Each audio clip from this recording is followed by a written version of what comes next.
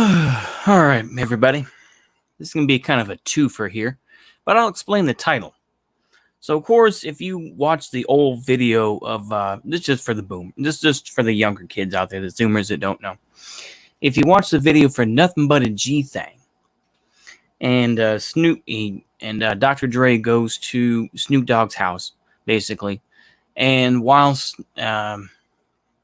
Dr. Dre's waiting for Snoop to get ready, he's ironing his pants or something like that, and then he goes into the beat. Before that, one of Snoop's sisters allegedly comes up to him and says, "Hey, Dre, I heard your new album's the bomb." So, let's explain why I said that. I know that's kind of cringe to kind of ruin it that way, but oh well. What I am going to say, though, is so tomorrow is July 20th. Of course, the July 20th bomb plot. And then 2 days later is going to be the anniversary of the King David Hotel bombing, which took place, actually, it's going to be 3 days ago, 3 days from now, on July 22nd, 1946, when Irgun bombed the King David Hotel. So I'll kind of talk briefly about those two things, and then I kind of want to, there is something that was kind of knocking around in my head, and I'll get that out of the way, and then we'll wrap it up. So I'll try to keep it tight. But so as we know, we had Klaus von Stauffenberg, who was not the leader. There were plenty of other intellectuals and other folks who were involved. I'll give you kind of a list here. People like participating in the plot was Wolf Heinrich. I'll just say it in American. I'll just say it that way. Yeah, Wolf Heinrich Graf von Helldorf. And you've got Philip von Boeselager, the German officer who provided the plastic explosive used in the bomb, escaped detection and survived the war. Second to last survivor involved in the plot, died on 1 May 2008. The last surviving was Ewald Heinrich von Kleist Schmenzen. What a name. Schmenzen. Huh. As a result of the failed coup, every member of the Wehrmacht was required to re-swear his loyalty oath and name to Hitler. On 24 July 1944, the military salute was replaced by the Hitler salute or the Bellamy salute. Okay. Sorry to read the page here, but let's see here. Okay, so these are all the people that were, slated for roles. Okay, so let's go through this here. Of all the folks who were involved in at least this short list. So Ludwig Beck, who was the president, and he was a general who was kicked out, I think. Never became minister of the Nazi Party because I believe army officers were not allowed to join the Nazi Party officially. I think that there were some honorary members like Heinz Guderian, but officially you weren't allowed to. Yeah. Okay, he was the president. Karl Friedrich Goerdler was the chancellor. Now, once again, a conservative. Wilhelm Leuschner was vice president. Paul Loeb, president of the Reichstag. Klaus von Stauffenberg, state secretary. Julius Lieber, minister of the interior. So these are all the roles that we would have taken if everything had taken place, I guess. I don't know how to live it. This is just a typical kind of conservative uprising against, I'm not going to go too weak now. I'm just going to say is that this is the typical version of conservatism. This is why you don't trust conservatives, because they'll always, it's just an extension of liberalism. That's all they are. It's just classical liberalism versus liberalism. Okay, anyway. Klaus von Stauffenberg, Julius Lieber, Minister of the Interior, considered. Eugen Bolz, he was another Minister of Interior, considered. Friedrich von der Schulenburg, Foreign Minister, considered.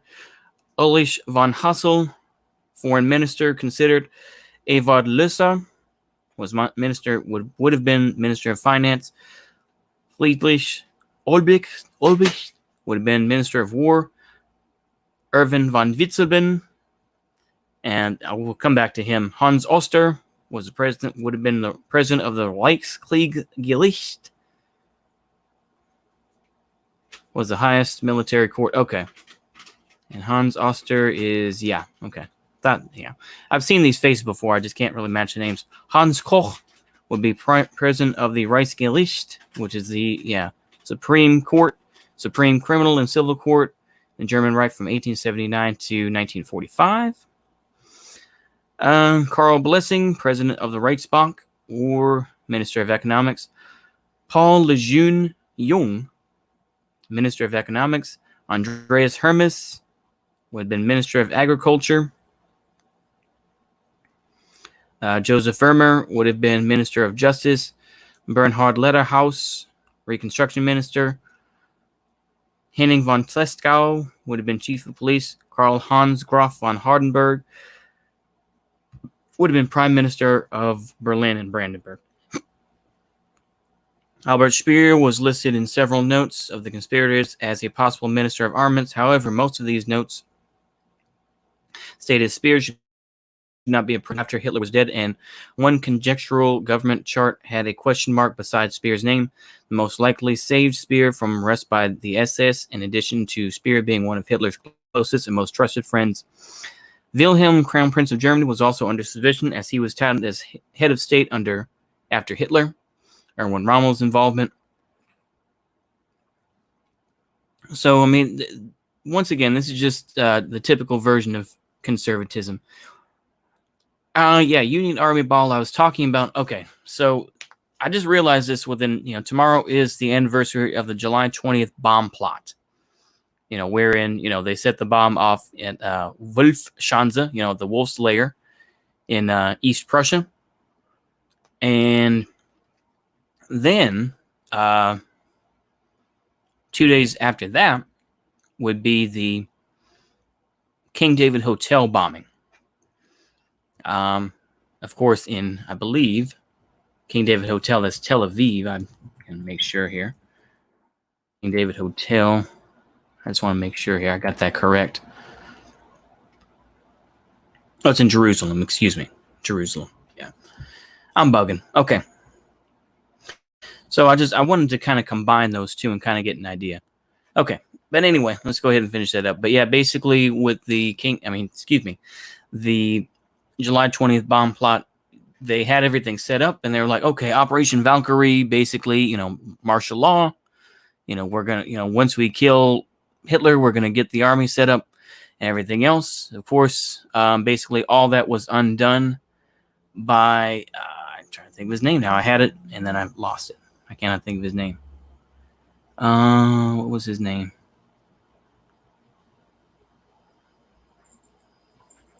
Involvement in the plotters' war and crimes and atrocities has been studied by historians. Yeah, Gerlach proved that plotters like Tresckow or Gersdorf were aware of mass murder happening in the East in at least 1941.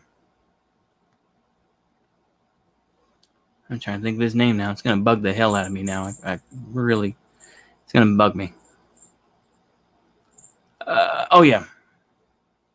Major Otto Rimmer, who was given a colonel.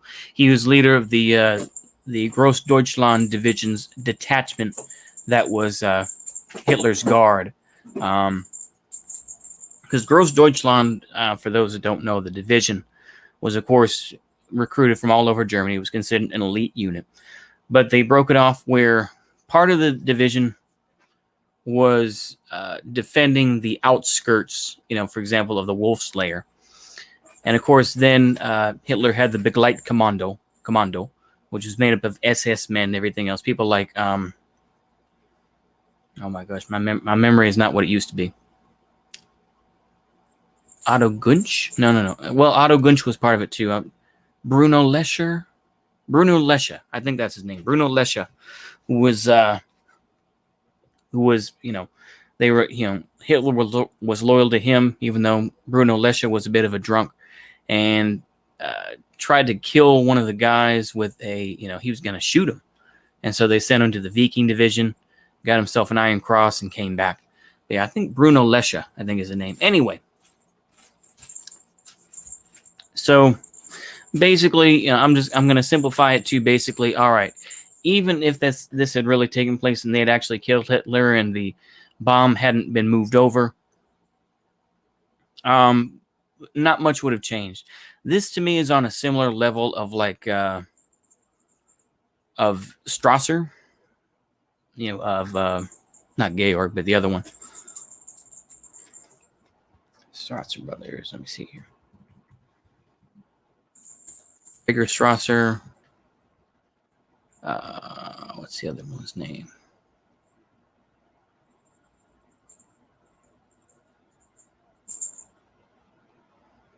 Yeah, Otto Strasser. There we go. Yeah, I couldn't think of it.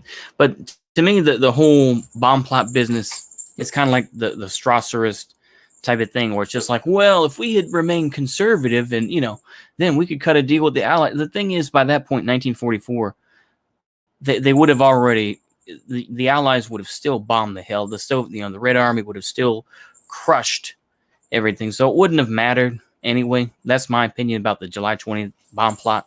You can read all about the details of it. I mean, it's just, you can see the movie with Tom Cruise and all that business. In general, I just think overall it's a typical conservative sort of attitude once again.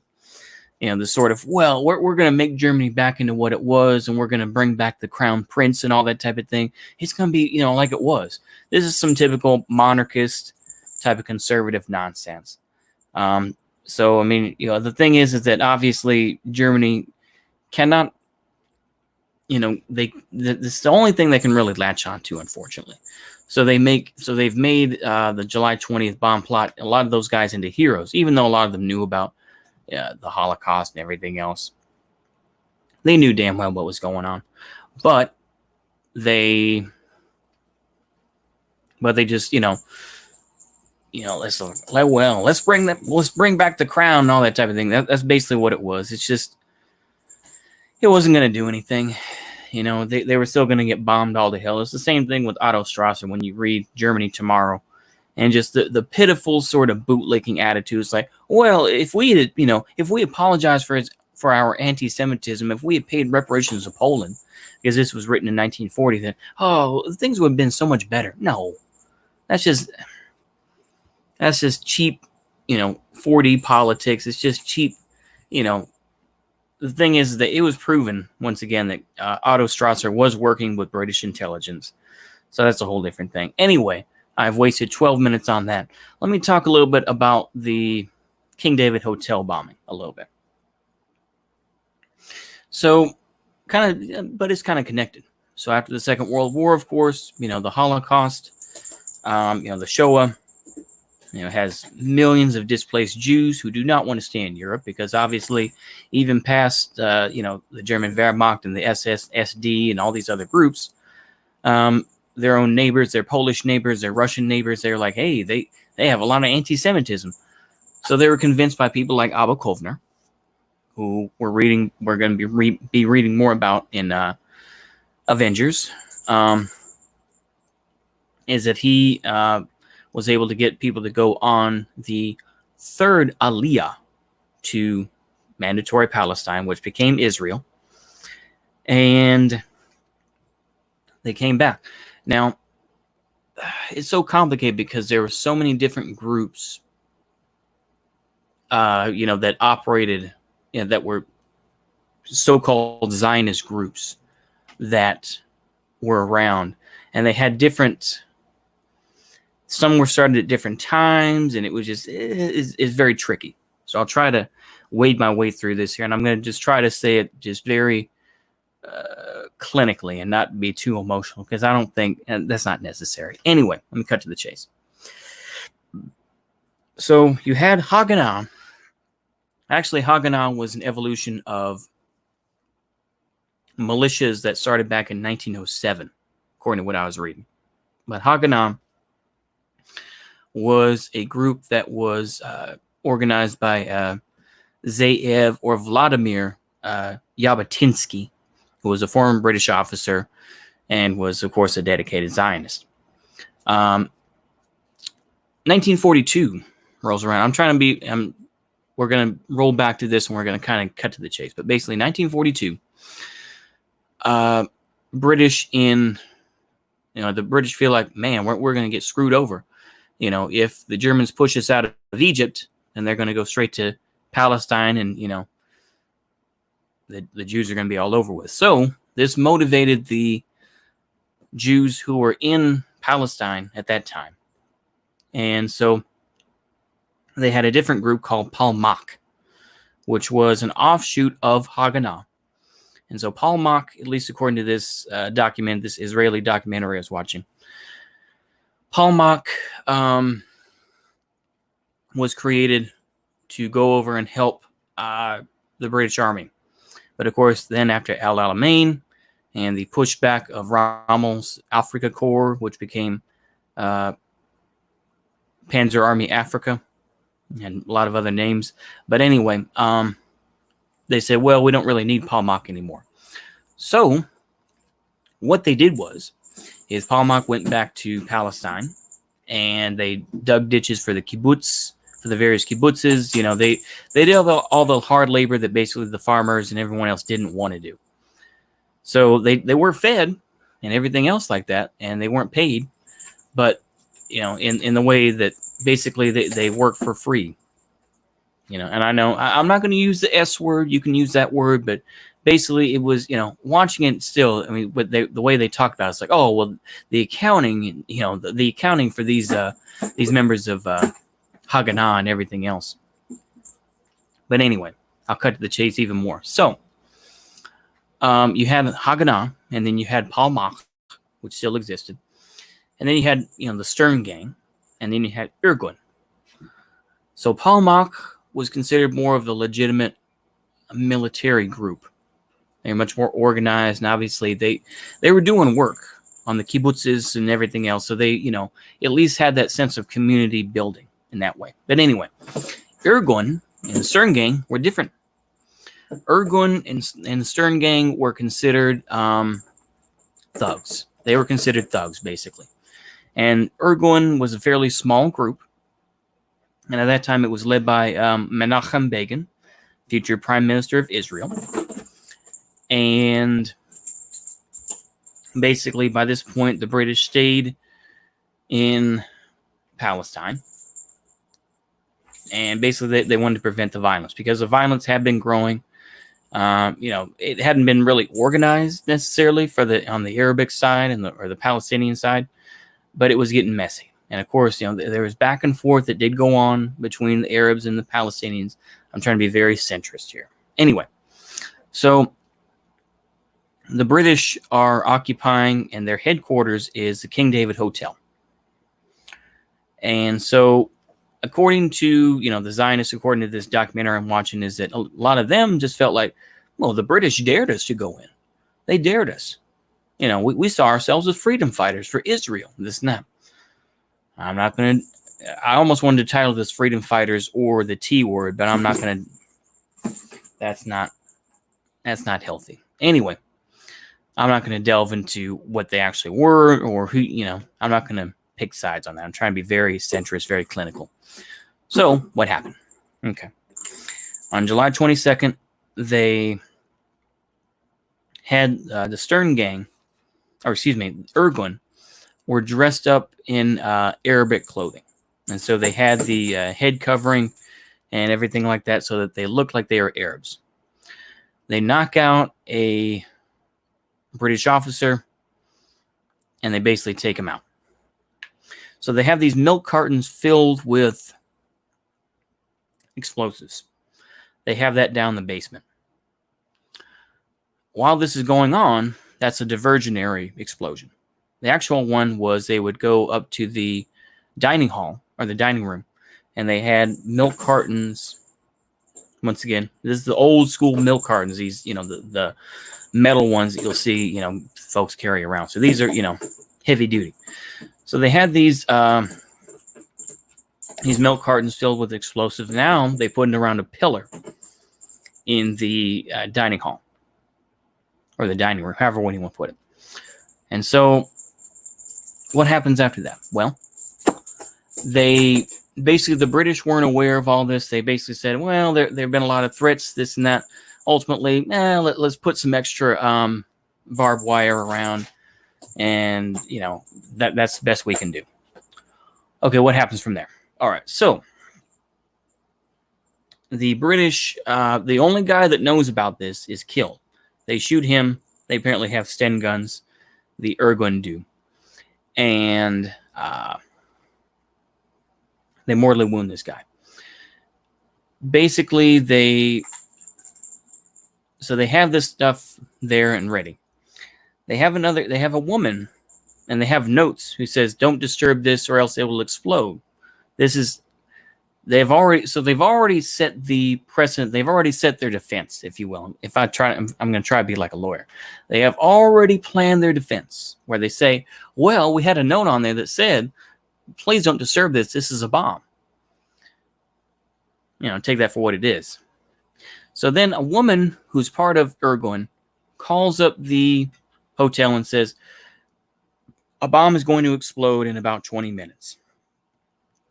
British take it as, "You daft, mate. You daft, mate. What you doing then, eh?" So, what happens? Kaboom. Slam. So, I think the estimates are between 91 and 93 people died. Now, here's the kicker. At least according to what I was looking at. Let me make sure here. But I believe of the 93 that were killed, I think 5 were British. Most of the others were Jews and Palestinians, as they would be later known. Let me see here. Explosion aftermath. Okay. 1237. The explosion occurred at 1237. It caused the collapse of the western half of the southern wing of the hotel. Once again, this hotel is, still a massive hotel, still exists today in Jerusalem. Huge type of thing. But yeah. Okay. So let's see here. By nationality. Let's see here.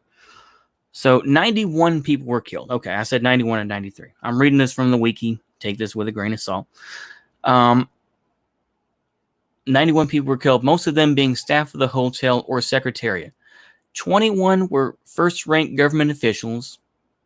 I imagine that means that they were British. 49 were second-rank clerks, typists and messengers, junior members of the secretariat, employees of the hotel and canteen workers. 13 were soldiers, 3 policemen, and 5 were members of the public.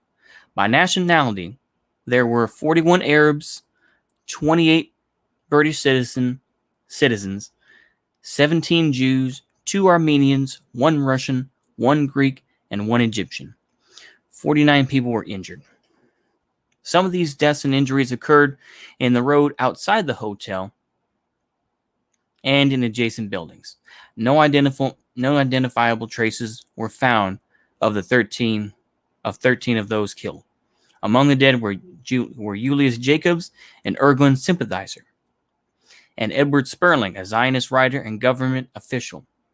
Immediately after the bombing, the Mandate government planned Operation Shark.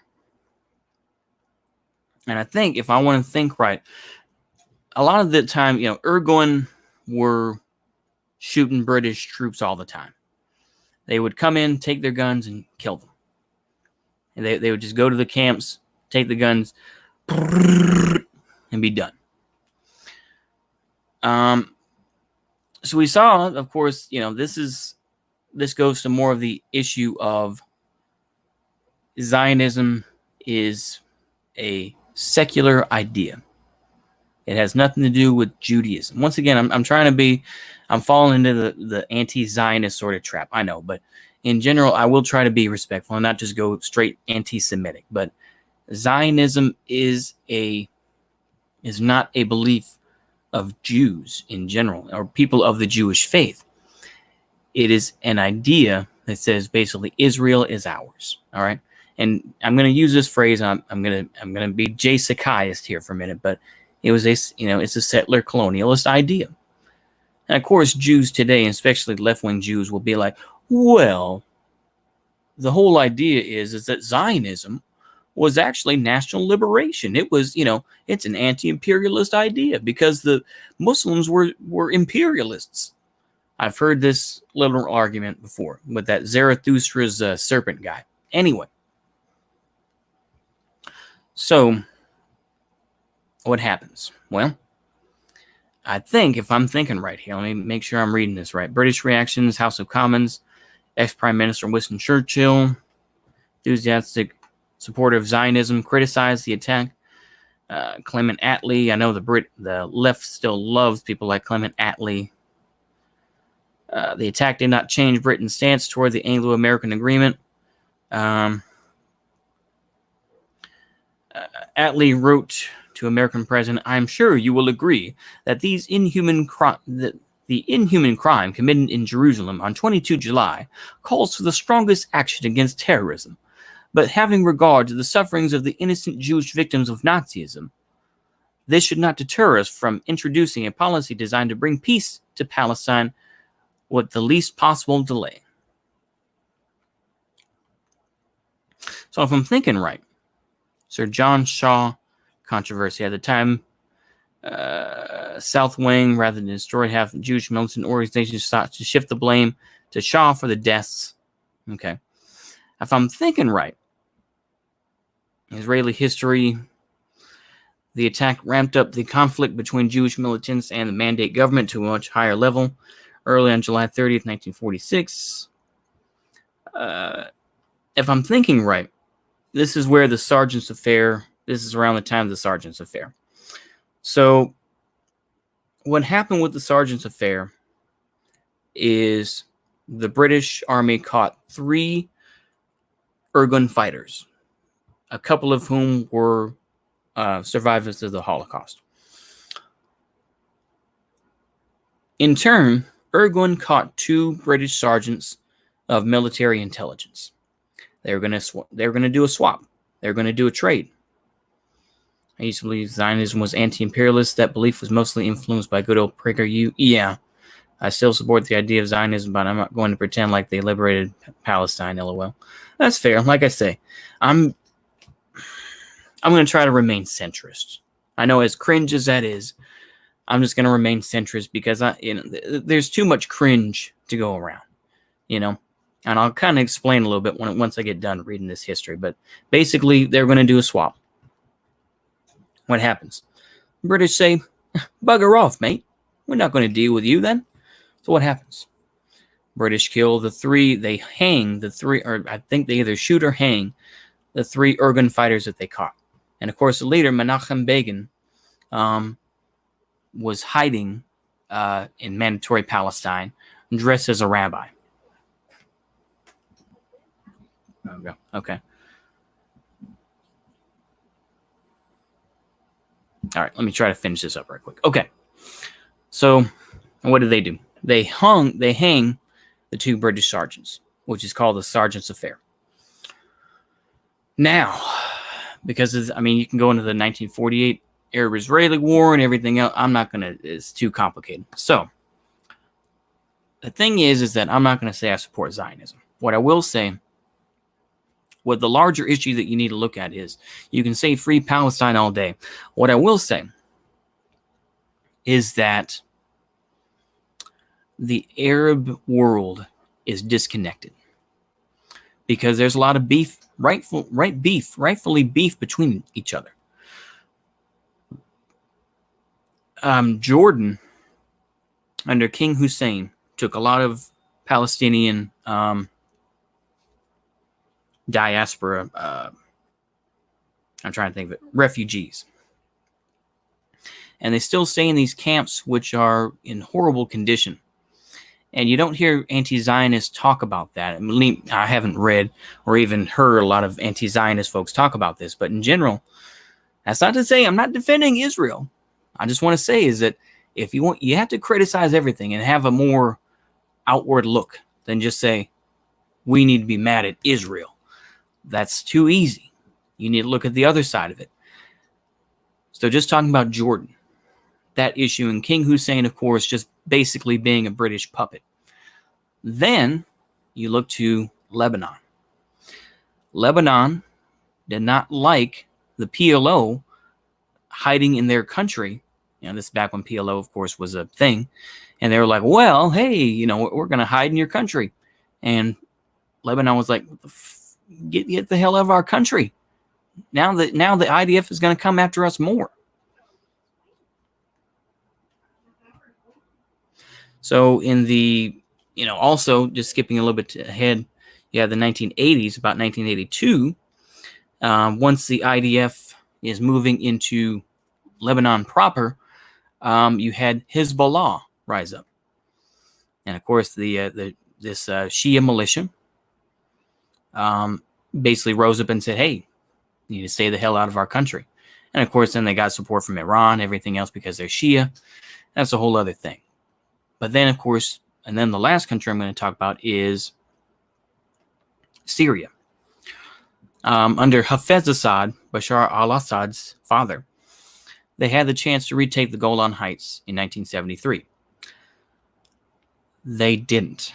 Now, from what I've heard, a lot of the time is that basically Hafez Assad called back some of his officers and everything else, but in all likelihood, they could have retaken the Golan Heights and stopped, Greater Israel. So there's a bigger story in hand. And then, of course, you get the issue, the further split between Sunni and Shia, of course, with the Mutah, and, of course, the fact that, Iran didn't do enough to fight Israel back in the day. So they're not, they're still Kufa. I mean, not Kufa, but Kufa. They're not with us, inshallah, the Sunni Islam is the true Islam. So, like I say, and once again, I already said too much about it, but that's one of the struggles that you have, so you get the sort of Salafist sort of idea that goes on. So it's a complicated issue, especially this last one. And I spent a lot of time talking about that, but I think, like I say, I think it's important to really study these issues and get a better idea of them. I'm just, like I say, I try not to tell you what to think. I want you to research for yourself and come up with your own idea. Like I say, I'm conflicted all the time with so many different issues, but I think that it's important to at least talk about those two things. So 2 famous bombings this week, and I want y'all to at least give it some thought and say, well, what did these result from? What occurred because of that? And I think with that, I have said my piece, and I'm going to enjoy watching the rest of this documentary. All right. Y'all have a good night. See you later.